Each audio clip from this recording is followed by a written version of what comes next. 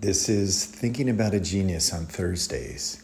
Today I'm thinking about Yves Klein, a Frenchman who was a true shooting star.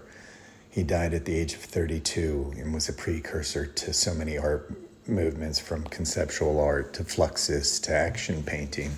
He spent a significant amount of time exploring the color blue and ended up patenting his own version of ultramarine blue with a paint fabricator in Paris, and it was called International Klein Blue. Some of the paintings he used the models as medium, had them cover themselves in paint and drag themselves across the canvas. In others, he used the sponges and let the sponges stay onto the surface of the painting.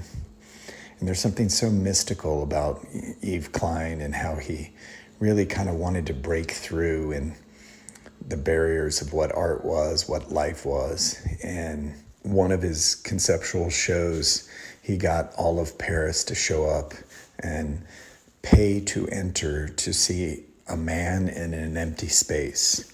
And they had to pay with real gold, and they received certificates in exchange for it.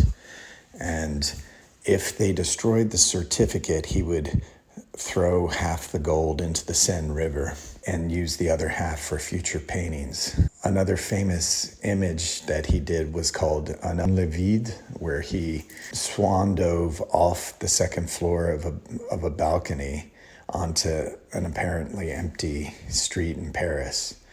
And it's just such an iconic, beautiful image of a man diving towards freedom. And there are so many things I like about Yves Klein as a painter and as a human. And every time I use anything mystical blue or really go in depth on a single color, one year I painted exclusively in green, and I did a large commission for Emory University where I did 4 monochromatic paintings, red, green, yellow, blue, and I couldn't help but think of Yves Klein throughout this process. I hope you find him as inspiring as I do.